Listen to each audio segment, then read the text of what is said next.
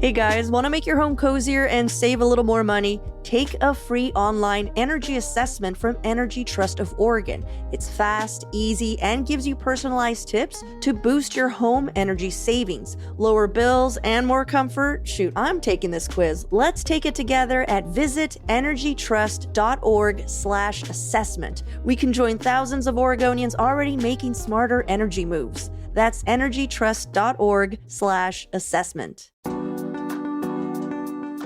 Lansu Chinese Garden is celebrating 25 years of culture, community, and connection this September. If you haven't been, it's the gem of the historic Old Town Chinatown neighborhood. And now is the perfect time to discover why Lansu is more than a garden. They're inviting everyone to help them celebrate their milestone with discounted admission, cultural performances, historical exhibits, and so much more. You can go to lansugarden.org for more details. That's LANSU garden.org. Circle V Portland, presented by Veganizer, is back on Sunday, September 14th at Castaway. It's Portland's premier vegan tasting experience. It's where chefs from your favorite vegan restaurants like Plant-Based Papi, Au Bon Chocudo, and Mis Tacones, just to name a few, are working in pairs to create unique collaborative dishes. Tickets include 10 of these collaborative dishes, some small bites, and drink tastings. And a portion of ticket sales benefits local nonprofits. You can grab your tickets at circlevportland.com. That's circlevportland.com. In case you need a reminder of something that makes Portland awesome right about now, like I do because of the sudden gloomy change in weather, we're revisiting a conversation I had with Rachel Harms Mallant. She's co-founder of the Sidewalk Joy Map, a neighborhood guide documenting everything from mini libraries to pottery and key exchanges. They're a combined community effort that brings out the best in our city, like our love of art, sharing, and unexpected joy. Rachel's walking us through some of her most favorite joy spots in town, as she calls them, and tips on where to find some of these hidden gems. It's Monday, September 8th. I'm Claudia Meza, and this is what Portland's talking about.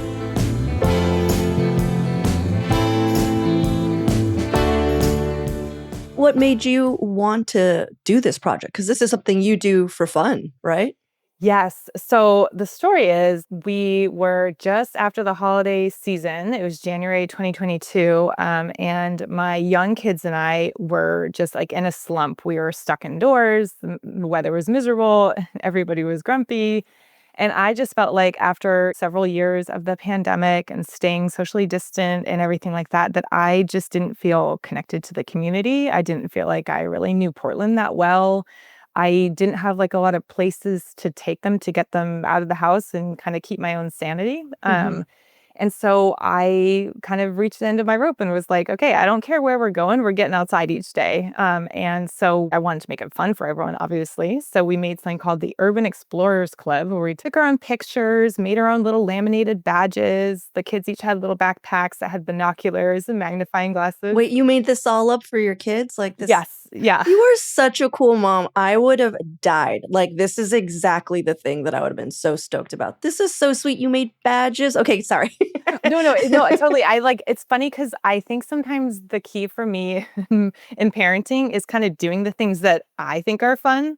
It like letting my inner child kind of lead the way. And so, yeah, I would have just killed for a club like this as a kid. So we would take our badges each day and we'd bring a little field notebook. And when we first started the club, they were both really young. My youngest wasn't even 2 yet. So we would kind of like keep the outing small. They didn't need to be over the top. I looked at a list of like every list I could find of things to do in Portland because I kind of heard the phrase of, it's kind of fun to view your city as a tourist. So I thought, okay, like what are people recommending people do in Portland when they visit? Like what are some of our unique places and things to see? And I kind of crossed off everything that was indoors or cost a lot of money and started visiting the other spots. And some of the places that we got recommended to were like Morrison Street Mini Gallery, which is basically someone took a little free library and they locked it. And each month they have a new local artist install tiny versions of their work. So it's so adorable. And Can you give me some examples? Yes. Yeah. There's been installations of photography with tiny little photography in there. There's been installations of little ceramic works. I know my friend Michelle Briones recently did one last year where it was like a little tiny village, little tiny clay creatures and stuff. It's always very elaborate. It's always very beautiful, and it changes out monthly. And so it's just such a great way to get to explore that neighborhood where the mini gallery is located, as well as getting to kind of learn about some local artists. So that was like the kind of thing that I would try to take the kids to, something like that, but just something to get us out of the house, and then we wander. So basically what I'm hearing is that Portland already had most of these things out. Whenever I go on a walk, I'm always surprised by how many mini libraries there are. Or, I'm sure you've passed the houses where they just created a maze for squirrels. Yeah. Do you know? And I've seen several houses that are just like, I have a ton of squirrels, I'm going to enjoy myself. Yeah. Just make them run mazes and stuff, Yes, which I think is hilarious. Totally. So after coming across a couple places like this, I would stand there just being incredibly thankful for this person who did this, who put out, a sidewalk duck exchange for rubber ducks. And my kids would used to be so thrilled. They're swapping ducks and picking out which one they're going to trade and bring home, or we'd go to the tiny creature swap, which is just basically small toys. And they would swap a toy, and they would always be at home thinking which one they want to bring back and share. And I would stand there just looking at the house wondering, man, like, who did this? Like, who had this idea? Who put out something for the public to enjoy? And there's like a lot of trust in that too, that they put out something that obviously they cared about, took time to build and put this out. And I was so hoping people would come outside and I could kind of just grill them and find out what kind of people these were. So my kids and I, after a few months of this, in March of 2022, we made our own installation. And this was both in part because we were really hoping to instill that same sense of whimsy and wonder and joy as someone turned a corner. We wanted someone to have that same sense of, oh my gosh, what's this? Feeling that we'd had coming across these spaces. But I really wanted to use that as an opportunity to be like, hey, I have a spot like this and I kind of wanted to interview you. Like, look, we're both part of this club of something installed in our yard. I felt like that was kind of my ticket into that world. So I made a spot. It was just a dinosaur diorama. It's expanded quite a bit, which we can talk about.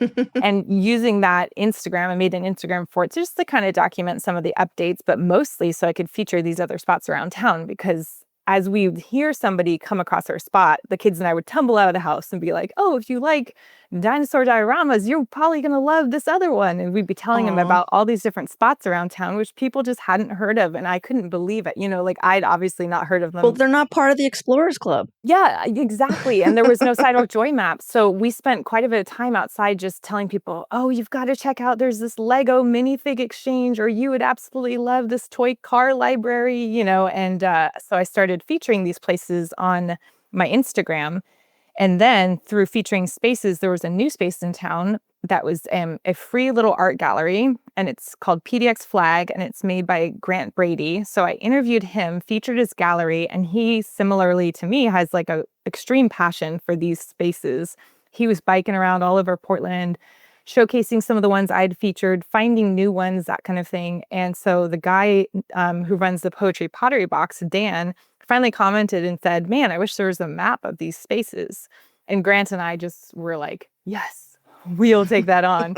So it was quite a bit of work, and we interviewed all the places and got photos for them all. And we launched the first version of the Sidewalk Joy map in January of 2023. So it's coming up on the 2-year birthday of it. That's so cool. So when we first launched it, I believe there was 24 spaces on it. And as of 2 days ago, we just passed 100. Wow. Yeah. Do you think it's one of those, like, if they build it, they'll come? Like you started this map and people are like, oh, I want to be part of the map, right? Absolutely. Yeah. Yes. I think so. Part of the growth of the map was, we put out the first iteration and we were like, hey, if you've seen a spot like this, tell us so we can put it on our map too. These are all the spots we know about, but we know we don't know all of them. So many more spots have been suggested that have already existed in Portland. Mm-hmm. And then a ton of spots have been created since this. Well, speaking of newer spots, I hear that you have a lot of interactive art installations now in your front yard since you started the map and since you started, searching. So if I were to visit, if anyone were to visit today, like, what would you find? Yes, so we obviously have the Dinorama. That was our original flagship. We quickly added the Dino Exchange for the interactivity. So now you can trade all things Dino related at the Dino Exchange. I made something called Small Scenes, which is like a little library box modeled after a Morrison Street mini gallery. And I do like a little diorama each month, like a little bedroom scene, with a tiny bed and a little guitar in the corner kind of thing. Or it's a raccoon going to school for first day of first grade, holding up one of the little signs saying how big she is kind of thing. So it's just whatever kind of small scene I want to create. Then I have a mug exchange, because who doesn't want a new mug, but also who doesn't have lots of extra Oh mugs? my God, seriously, right? Yeah. And then you're just kind of like, I don't want this mug anymore, Yeah, exactly. Or you just see one, you're like, okay, I would trade for that. And then we have a seasonal one, which is the ornament swap. We have a teeny tiny library for teeny tiny books. And below that, embedded in the fence behind a tiny metal speakeasy door, is a ultra tiny library for ultra tiny books. And so those are books like about the size of my thumb. Do they actually have like a story in it? Oh, you know it. Yes. What? Yeah. So who's making these tiny little books? I really like small things. So it's you. You're making these little books. I'm making these little books. Once in a while, we will get a trade and I lose my mind. But yeah, I put out little books. A lot of them are kind of about the sidewalk jewelry spots around town. Like I made one about the sidewalk deck spot, or about Grant's free little art gallery, that kind of thing. And I also have the bee stop and the squirrel station. This one is because I do pottery at my kitchen counter and I like to look out and see the wildlife. And so I put up one that looks like a little free library, and all the quote unquote books, because they're really just painted pieces of wood, have squirrel puns. And then there's 3 little baskets where I sometimes fill them with, various nuts, and the squirrels come by and, borrow some nuts. Have they ever gotten in your attic? No, and I'm curious. a little worried about that. I had that in a past house, so I don't fill it often because I feel like it's more novelty for me when I know I'm going to be sitting at the kitchen counter, but I definitely don't want to be attracting more squirrels to the area. Yeah, I have a few fruit trees and I'm just like, I don't know how to get them out of here. Totally. Okay, well, let's take a quick break here. And when we return, let's talk about vandalism.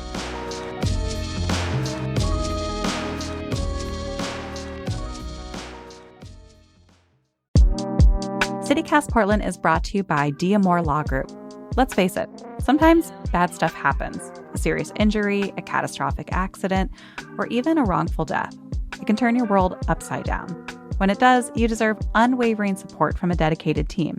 Yep, you need a lawyer. Diamore Law Group has over 30 years of experience protecting the rights of Oregonians. Their team of skilled attorneys, led by distinguished trial attorney Tom Diamore, will work tirelessly to make sure your voice is heard and your rights are protected. Here's what one of his clients said. Tom fights for his clients from the first day they meet him through the last day of trial. If you or a loved one needs help holding those responsible for your injuries accountable, contact Diamore Law Group at 503-222-6333 or visit diamorelaw.com to schedule a free consultation. They are committed to fighting for the justice and compensation you deserve right here in Portland.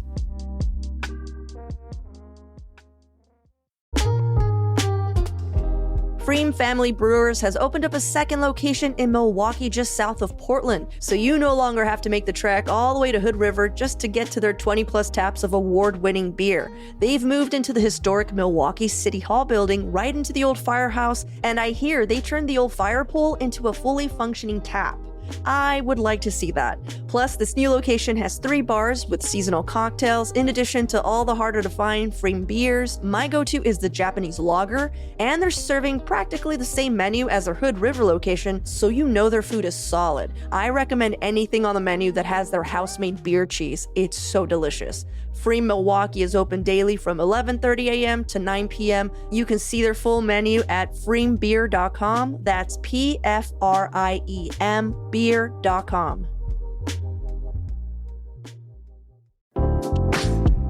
Cooler weather's on the way, and if your windows are drafty or leaky, now is the time to act. This month, you can get 50% off all window styles at Window Nation. You can also put 0 down, make 0 payments, and pay 0 interest for 2 whole years. That's right, you could pay nothing until 2027. Window Nation uses windows made right here in Portland by Milgard. That's a good brand. They've got both an A+ rating from the Better Business Bureau and a 96% customer satisfaction rating with over 45,000 5-star reviews. Installation crews finish the job in 1 day or less, so you can enjoy what's what's left of summer with minimal disruption. And I gotta tell you, I had all of my windows replaced recently, and it's crazy how much more energy efficient my house has become. It's also just quieter, which I was not expecting. You can schedule a fast free estimate now with Window Nation at windownation.com. That's windownation.com, license number OR 249065. So one of the things that maybe stops me from ever wanting to do this is because I really am worried about vandalism. Has that ever occurred to your things? Because people are sometimes just like shitty, you know? Yeah, totally. I'd say that's probably the number one question I get. That and just like, how do I make a spot? Those are the two ones I get. How do I make a spot? And like, what do you do about vandalism? Or more often, how do you prevent it? And I would say there's not a surefire way to prevent it. There's totally things you can do. If you have an exchange and you're finding that getting cleaned out often, I do have some tips that can help reduce that. But originally, the dinorama wasn't behind plexiglass. It was actually just a board on my fence, and I set up a little scene and I glued down some dinos doing fun stuff like riding bikes.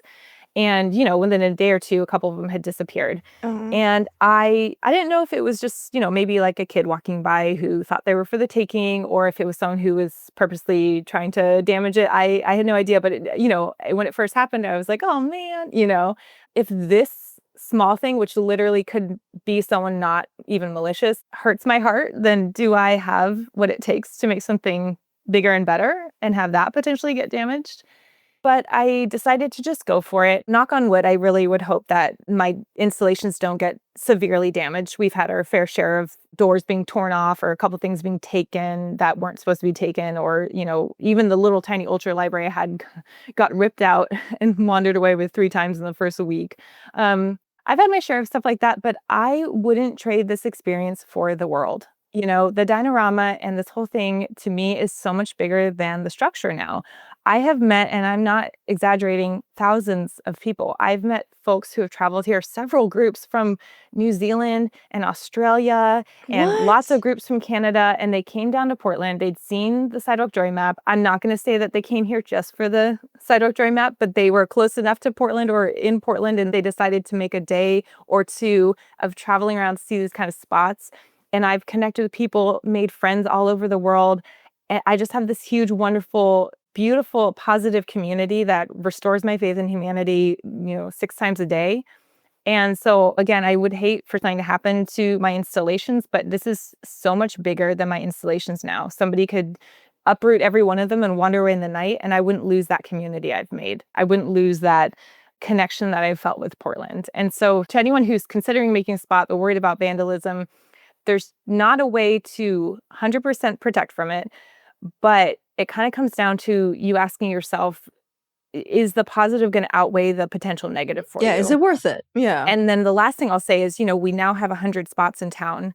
There have been some more severe incidences of vandalism, but you would think that this would happen all the time. That like with this many spaces around town, every few days something would happen to one of them. And that's just not been the case. It does not happen as often as you'd think. By and large, the community reaction to these spaces is so positive and so wonderful and so loving. And I think it's just what a great way to reconnect with your community and get to know your neighbors. Yeah. Well, let's talk about some places around town. Like, what are some of your favorite spots in the Sidewalk Joy Map? Oh, absolutely. Oh, first off, I will have to say having to pick a favorite is like having to pick a favorite child. So Totally. I'm just going to name some of I have a real soft spot in my heart for some of the ones that my kids and I first came across. So these are some of the older ones in town. Sidewalk Ducks is a take a duck, leave a duck, rubber duck trading exchange that was started in July of 2011. So that one's in the Alberta Arts District. And it's actually a really cute story how it started. The family had extra rubber ducks from a birthday party, and they set them out for the neighbors, feel free to take a duck. And instead of taking ducks, people swapped ducks because it's Portland, Yeah. So they came out thinking that these ducks would be all adopted into new homes, and instead they had different ducks there. So, the exchange was born, no signs, no social media, no nothing, just people swapping ducks at this random stoop, in this cul-de-sac. And they even had to move to New York to pursue schooling for a few years. And so I had a long-term friend living in their house. And when they got back, the exchange was still going strong. So That's great. it's amazing. Yeah, I wonder if have you heard about the Jeep Wrangler duck? And I Yes. wonder if you know what I mean? Like that Yeah. was already going and people had ducks and they're just like, well, here you go. Yeah. They definitely have had some Jeep folks come by and bring them a bunch of ducks and get into it. The car library was a big one for us. It's just like exchange little Matchbox cars. Just so delightful. And then Tiny Creature Swap, which I mentioned briefly, it's really special. And the concept was made by a 7-year-old at the time. So there's several sweats in town that have been made by kids, which I think is particularly amazing that we live in a community that not only allows kids to dream like this, but then can preserve and care for their creation. And then there's one called Twin Pines Country Club, which is literally a 6-hole golf course someone put in their front yard just for the public to enjoy. That's so cool. Where's that at? It's so cool. It's actually pretty close to us. It's just across 82nd, a little south of Yamhill. Oh, They have a locker on site you can call and you can get a code to access the locker, and then you can check out a ball and clubs and just play around. When we have visiting guests getting to be like, hey, do you want to play a round of free golf in someone's front yard? It's just such a Portland thing, obviously. A newer one is called the Croc Stop. It's made by a local artist, Abby Houston, and she already had Tiny Table Art Gallery, which is a free little art gallery, but then she repurposed one of those. Have you seen those poetry stands around town where people put poetry in them? Yeah. She repurposed one into exchange for the little charms that go in Croc shoes, and that one is quite popular and very beloved. And then special shout out to Grant, because Grant is the co-creator of the PDX Sidewalk Joy Map, and he has the free little art gallery in town, and he changes out with installations. Sometimes it's got tentacles or it has like features theme of a artist, like Keith Haring. I've just learned a lot about art from Grant. He just puts a lot of effort into his as well. That's so cool. I live really close to a Mike Bennett keychain exchange. That was the one on the tip of my tongue, but I was like, no, I need to also make sure I'm like talking about Grant too. Yeah. Mike just made the keychain exchange, and that one's so really close to Mike's keychain exchange is Sidewalk Dax. They're both in the same neighborhood. Oh, cool. Yeah. Well, there's one here in St. John's because of Wonderwood. Oh, right. Yes. Yeah. And he has one outside his house too, and it's in the Albert Arts area, and it you can leave a trinket and he'll turn it into a keychain, which is kind of fun. So people can come get a keychain and then leave various things, and it's been interesting to see what he's turned into a keychain. Yeah. I've lived in Portland since like the early aughts, and one of the things that I would really love is when people used to have these like mini art galleries in their garages. Yes. Do you know what I'm talking about? Oh, no, I was jumping the gun. I know about free little art galleries. No. Tell me more. There was one on Mississippi, kind of close, where Mississippi turns into Albina, and somebody would just like on the weekends open up their garage and just show their art or their friends' art. And it was just like this gallery.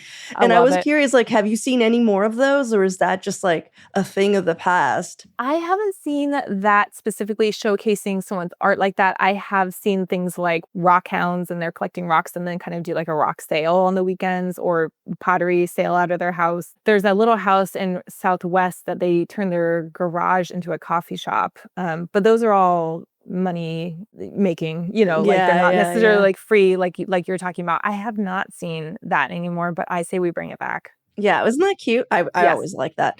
I was curious if there are any of that you were just like, oh, I wish someone put this one up. You know what I mean? Like I've seen them elsewhere in the world and want them here. Yeah. Yes, definitely. So I just launched the worldwide map. And that means I'm getting to see the ones all over the entire freaking world.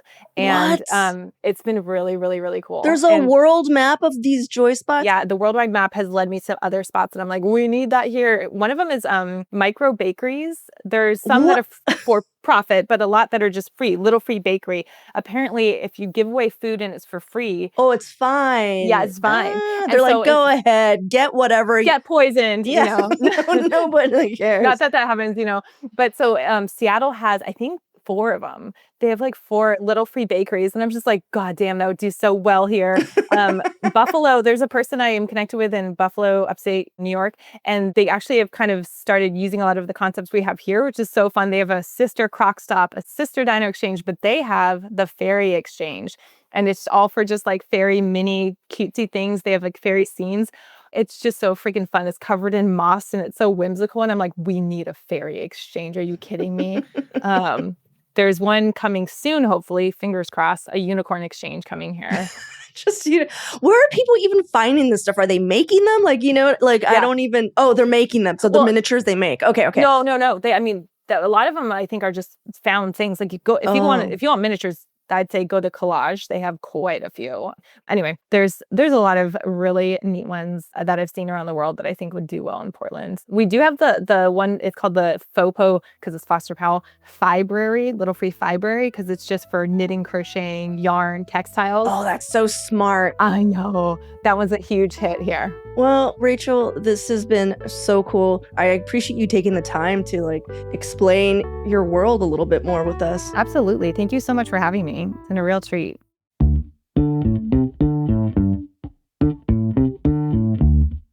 That's all for today here on CityCast Portland. Thanks so much for listening. If you enjoyed the show, please share it with a friend, rate or leave us a review. It really does help us out.